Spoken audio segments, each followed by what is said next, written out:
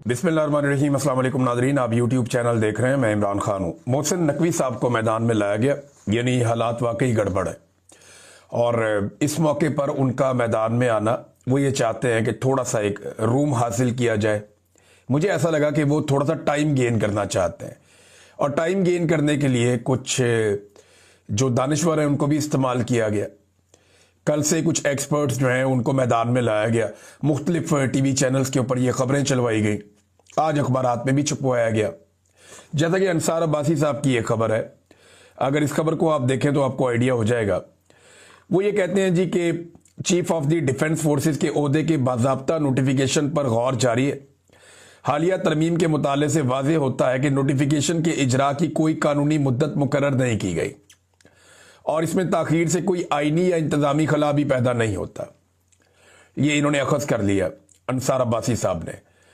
तो हम सारे जानते हैं, उनको भी बताया गया है कि उन्होंने जंग में अपनी बाईलाइन एक स्टोरी भी छाप दी है कि जनाब कोई प्रॉब्लम नहीं है, पाकिस्तान में सारी चीज़ें कानून और कायदे के मुताबिक चल रही हैं और पाकिस्तान में जनाब इस वक्त एक आर्मी चीफ भी मौजूद है, सारी चीज़ें कंट्रोल्ड हैं और कुछ ऐसा नहीं है जैसा मार्केट के अंदर या खबरों के अंदर जो बातें फैली हुई हैं, उनको नॉर्मलाइज करने की कोशिश कर रहे हैं।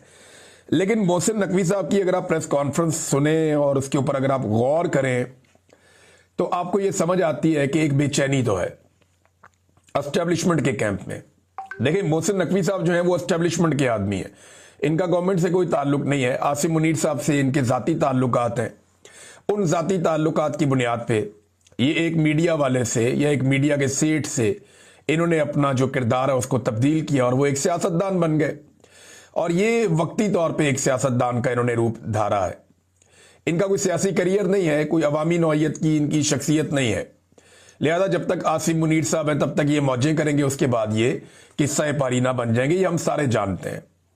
देखें ना, इनकी इतने लाडले हैं कि इनको जो सबसे ज़्यादा ओहदा फैसिनेट करता है लोगों को, चेयरमैन पीसीबी, वो ओहदा भी इनको दिया गया। वजारत दाखिला जो सबसे बड़ी वजारत में से एक है पाकिस्तान में, वो वजारत भी इनको दी गई है। मोहसिन नकवी साहब जो है वो ताखीर की कोई वजह नहीं बता सके कि ये ताखीर क्यों हो रही है। लेकिन मोहसिन नकवी साहब की कुछ चीज़ें अगर आप सुने तो आपको आइडिया हो जाएगा। एक तो उन्होंने कहा कौन सा नोटिफिकेशन, यानी वो भोले बन गए।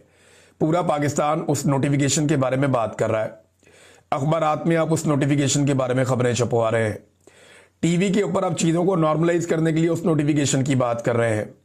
आपका वजीर दिफा उसके ऊपर स्टेटमेंट दे रहा है, आपका दूसरा वजीर राणा सनाउल्लाह वो इसके बारे में 13 तारीख से लेकर अब तक बात कर रहा है और सब इसके बारे में बात कर रहे हैं। अभी तो वो हनीफ अब्बासी का स्टेटमेंट आया कि हो सकता है हमने नोटिफिकेशन कर दिया हो, खबर बाहर ना आई हो, बल्कि उन्होंने तो अनाउंस कर दिया कि हमारा जो चीफ है या चीफ ऑफ डिफेंस फोर्सेस जो होंगे वो, उन्होंने कहा जी हमारी चॉइस फील्ड मार्शल आसिम मुनीरी है। ये हनीफ अब्बासी साहब ने कह दिया। तो ये पूछना कि कौन सा नोटिफिकेशन, ये मोहसिन नकवी साहब की कमजोरी को जाहिर करता है, उस बेचैनी और तजब्जुब को जाहिर करता है जिससे इस वक्त एस्टेब्लिशमेंट या खास तौर पर आसिम मुनीर साहब गुजर रहे हैं। उन्होंने कहा अच्छा है, इन्हें थोड़े दिन करने दें, चंद लोगों की दिहाड़ी लगी हुई है, लगी रहने दें। आइन में एक नया इदारा बन रहा है, पूरा सिस्टम बनने में दिन लगते हैं, घंटे लगते हैं। ये तो नहीं हो सकता कि बटन दबाएं और हो जाए। ये मोहसिन नकवी साहब ने कहा आईनी तरमीम होने में तो दिन नहीं लगते, आईनी तरमीम होने में तो घंटे नहीं लगते, वहां पे 2/3 अक्सरियत के लिए बंदे उठाने में तो दिन नहीं लगते, वहां तो धड़ाधड़ काम होता है। वहां तो मोहसिन नकवी साहब यहां से ऑर्डर होता है, शहबाज शरीफ साहब काबीना के इजलास को वहां से बुलाते हैं आजरबाईजान से और यहां अप्रूवल हो जाती है फौरी तौर पे सेनेट, सेनेट के बाद कौमी असम्बली और सदर, और चट मंगनी पट ब्याह वाला काम हो जाता है। फटाफट आपके हाथ में आईनी तरमीम आ जाती है। आईनी तरमीम जैसा मुश्किल और बड़ा काम बटन दबाने में आप कर लेते हैं, लेकिन ये एक नोटिफिकेशन छोटा सा, इसको आप ये कह रहे हैं कि बटन दबाने जितना आसान काम नहीं है। मामला इतना सादा नहीं है नाज़रीन। देखिए, पाकिस्तान का वजीर आजम इस वक्त पाकिस्तान से भागा हुआ है, सादा लफ्जों में कहूं तो भागा हुआ है। वो पाकिस्तान में इस वक्त एस्टेब्लिशमेंट को फेस नहीं करना चाह रहा। वो बरतानिया में आकर बैठ गया और गैर जरूरी तौर पे बरतानिया में आकर बैठ गया, क्योंकि वो ये जानता है कि अगर वो पाकिस्तान में होगा तो ये काम उससे जबरदस्ती 5 मिनट में करवा लिया जाएगा। तो वो अपनी मर्जी से करना चाहता है या डील को अपनी मर्जी से हतमी शक्ल देना चाहता है। या जो गारंटीज उसे चाहिए वो गारंटीज हासिल करना चाहता है। यो अमेरिकन अप्रूवल की अगर आप बात कर ले, कुछ भी है, जो भी है, वजीर आजम पाकिस्तान अगर अभी पाकिस्तान में नहीं है तो उसका सबसे बड़ा रीजन यह है कि वो इस सिचुएशन को अवॉइड करने के लिए बरतानिया में आया। और ये खुली बात है, सारा पाकिस्तान इसके ऊपर बात कर रहा है। वजीर आजम के बहुत करीबी लोग हैं या बरतानिया में, उन्होंने ट्वीट इस किस्म के किए कि जिनसे ये तासुर बड़ा तगड़ा हो गया और हर आदमी की इसके ऊपर नजर भी है। तो वजीर आजम बरतानिया में बैठा कि उससे जबरदस्ती ना करवाई जा सके। आप अंदाजा करें पाकिस्तान में किस लेवल की बदमाशी है कि जो चाहिए वो हासिल कर लिया जाता है। अभी मैं इसके बारे में आपको आने वाले दिनों में कुछ चीजें बताऊंगा कि कैसे पाकिस्तान में बदमाशी करके लोगों से क्या कुछ छीन लिया गया और किस तरीके से छीना गया और इसके अंदर कौन कौन से इदारे मुलव्वस हैं, ये मैं आपको आने वाले वक्त में बताऊंगा। लेकिन अच्छी खासी जो है वो कमजोरी नजर आ रही है एस्टेब्लिशमेंट की और बेचैनी नजर आ रही है। देखें ना, अब शहजाद अकबर साहब ने चंद अफसरान की जो अंदरूनी एक खैंचातानी चल रही है उसके ऊपर कुछ चीजों को रिपोर्ट किया। उन्होंने कहा जी अंदरूनी खाना खैंचातानी चल रही है, ये उदा मुझे चाहिए, वो मुझे चाहिए, वो मुझे चाहिए। इस चक्कर के अंदर एक दूसरे के फैमिली मेंबर भी उठा लिए गए। ये बात जो है शहजाद अकबर साहब ने रिपोर्ट कर दी। अब जब उन्होंने ये खैंचातानी रिपोर्ट की, इस पर बहुत तकलीफ हुई। मोहसिन नकवी साहब आए, उन्होंने आके धमकी भी लगा दी। उन्होंने कहा जी इनको उठाकर पाकिस्तान लेकर आएंगे, ये पाकिस्तान पहुंचेंगे, इनको जवाब देना पड़ेगा, आपको हम लेकर आएंगे। देखिए पता नहीं इनको आप पाकिस्तान ले जा पाएंगे या नहीं ले जा पाएंगे। मुझे मुस्तकबिल करीब में नजर आ रहा है कि आप पाकिस्तान से भागेंगे।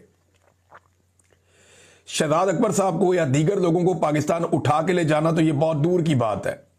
आज तक पता नहीं कितने लोगों को पाकिस्तान की एस्टेब्लिशमेंट पाकिस्तान ले जा पाई है। बेशुमार ऐसे लोग जिन्होंने पाकिस्तान के साथ बहुत बुरा किया वो बाहर बैठे हुए हैं और इनके साथ राब्तों में भी हैं, उनको तो आज तक ये ले जा नहीं पाए। अल्ताफ हुसैन साहब के बारे में इन्होंने बड़े बड़े दावे किए थे, आज तक उनको तो ले जा नहीं पाए। तो ये इन लोगों को ले जाएंगे पाकिस्तान उठा के। जो मुझे दिखाई दे रहा है वो ये दिखाई दे रहा है कि बहुत जल्दी ये सारे लोग खुद पाकिस्तान छोड़कर भाग जाएंगे। आज नहीं तो कल इनको भागना पड़ेगा, क्योंकि अवाम में इनकी जड़ें हैं नहीं, लोग इनसे नफरत करते हैं और इनका इक्तदार हमेशा रह नहीं सकता। उसकी वजह भी यही है कि अवाम इनसे नफरत करती है। एक दिन इनका ये सारा का सारा महल गिर जाएगा, फिर इनको पाकिस्तान से भागना पड़ेगा, जूतियां छोड़ के भागेंगे। जैसे आपको याद है एक दिन अफगानिस्तान से भाग गया था गनी, तो आपको याद होगा गनी कैसे भागा था इस्लामाबाद से। तो इसी तरह ये भागना पड़ेगा। अशरफ गनी की मैं बात कर रहा हूं। तो नाजरीन, मोहसिन नकवी साहब ने एक और क्रैकडाउन का भी इशारा दे दिया है। यह भी बड़ी इंटरेस्टिंग खबर है। उन्होंने कहा जी बतौर सहाफी समझता हूं कि आजादी राय होनी चाहिए। भाई कहां पे आजादी राय होनी चाहिए? अभी सोहराब बरकत के साथ आपने क्या किया? आपने आगा शेख सरवर के साथ क्या किया? गाय गुलाम अली के साथ क्या किया? कितने सहाफियों को उठा के आपने शेड्यूल 4 में डाल दिया। बेशुमार सहाफियों को आपने जेलों में डाला, आपने जबरी तौर पे गुमशुदा किया। उन्हें क्या किया आपने सहाफियों के साथ? पाकिस्तान में रह के सहाफत करना मुश्किल है। तो मोहसिन नकवी साहब जो है वो अब ये चूरन बेच रहे हैं कि मैं बतौर सहाफी ये समझता हूं। यानी वजीर दाखिला भी है, सहाफी भी है, चेयरमैन पीसी भी है, सारा कुछ ही चाहिए जनाब को। अब वो कहते हैं जी 90% खबरें गलत चल रही हैं, किसी की तस्वीर लगाकर जो दिल करे खबर चला रहे हैं, इसकी इजाजत नहीं देंगे। बड़े पैमाने पर इंफॉर्मेशन मिनिस्ट्री और NCCIA के साथ मिलकर क्रैकडाउन करने जा रहे हैं। एक और क्रैकडाउन की तैयारी पाकिस्तान में, इसकी धमकी लगाई मोहसिन नकवी ने। लेकिन इस मरतबा धमकी में वो दमखम नहीं था जैसा होता है। इससे पहले इन्होंने धमकियां लगाई, इन्होंने लोगों का कत्लेआम भी किया। जब मोहसिन नकवी ने कहा छट्टा मारेंगे, गोलियां चलेंगी, और अता तारर साथ खड़ा था, उसके बाद इन्होंने गोली चलाई, इन्होंने बंदे मारे। हमने देखा लाशों को, हमने देखा लोगों को दफन किया गया, जख्मियों को हमने देखा, उनकी बॉडी में गोलियां थी और अस्पताल से बाकायदा सारा डाटा आ रहा था, जख्मियों की वीडियोस आ रही थी। इन्होंने कई दफा गोली चलाई और बताकर गोली चलाई। लेकिन अभी उतनी पोजीशन नहीं है उस तरह की। हाँ, हो सकता है बन जाए, अगर फील्ड मार्शल आसिम मुनीर को दोबारा मौका मिल गया ये सारा कुछ करने का, तो चंद साल और हो सकता है या चंद महीने और हो सकता है ये अपनी मनमानी कर लें, लेकिन हमेशा नहीं कर पाएंगे। एक दिन इनकी ब्रेकें लगेंगी और फिर पाकिस्तान की आवाम इनको वापस जवाब देगी। तो मोहसिन नकवी ने कहा फिर से क्रैकडाउन करेंगे। सवाल यह पैदा होता है, अभी इमरान खान की बहनों का जो एक आर्टिफिशियल इंटेलिजेंस से वीडियो बनाया गया और हुकूमती अकाउंट्स ने उसको फैलाया, उसके ऊपर प्रोपेगेंडा किया गया। अब मुझे कोई इसका जवाब दे कि इसके ऊपर किस पे पर्चा होगा, इस पे किसके ऊपर कार्रवाई होगी। यानी जो झूठ रोजाना की बुनियाद पे हुकूमती अराकीन या उनके हमायती फैला रहे हैं और लगातार फैला रहे हैं, और 12 घंटे के अंदर अंदर वो झूठ साबित भी हो जाता है। उसके ऊपर तो एक आदमी को जेल नहीं हुई, एक आदमी को सजा नहीं हुई। देखें ना, बरतानिया में अगर झूठ बोला है सहाफियों ने, तो आप लोग यहां पे आ जाए, यहां पे आके मुकदमे कर लें। साबिर शाकिर साहब यहां पे मौजूद हैं, मैं यहां पे मौजूद हूं। शहजाद अकबर साहब जर्नलिस्ट नहीं है बेशक, लेकिन वो आजकल काम कर रहे हैं इंफॉर्मेशन का ही, अपना यूट्यूब चैनल चला रहे हैं, उनका एक पॉलिटिकल करियर है। आप आ जाएं, आकर यहां पे केस कर दें हम लोगों पे। आप केस करें, यहां पे साबित करें बरतानिया की तो अदालतें आजाद हैं। इससे पहले आपकी लीडरशिप ये कर भी चुकी है।